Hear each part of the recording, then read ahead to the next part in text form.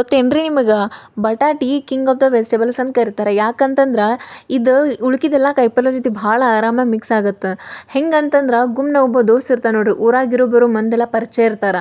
ನಾಯಿ ಮರಿ ಆಡು ಮರಿ ಅಂಥವು ಅವು ಸತ್ಯಾಗ ಮಾತಾಡ್ಸಿರ್ತಾವೆ. ಹಂಗಾರಿ ಈ ವೆಜಿಟೇಬಲ್ ಭಾಳ ಆರಾಮಾಗಿ ಮಿಕ್ಸ್ ಆಗುತ್ತೆ. ಮತ್ತು ಕೇಳ್ರಿ ಇಲ್ಲೇ, ಹಿಂಗೊಂದಿನ ಅಕ್ಬರ್ ಬಿರ್ಬಲ್ ಶಾಣತನ ಚೆಕ್ ಮಾಡೋಕೆ ಒಂದು ಕ್ವಶನ್ ಕೇಳ್ತಾನೆ. ಯಾವ್ದಾರ ಒಂದು ಡಿಶ್ ಪ್ರಿಪೇರ್ ಮಾಡಿ ಅದು ಶ್ರೀಮಂತರಿಗೆ ಮತ್ತು ಬಡವರಿಗೆ ಆರಾಮಾಗಿ ಸಿಕ್ತಿರ್ಬೇಕು ಅಂತ ಹೇಳಿ. ಅದಕ್ಕೆ ಬುದ್ಧಿವಂತ ಬಿರ್ಬಲ್ ನಕ್ಕೊಂತ ಅಡುಗೆ ಮನೆಗೆ ಹೋಗ್ತಾನೆ.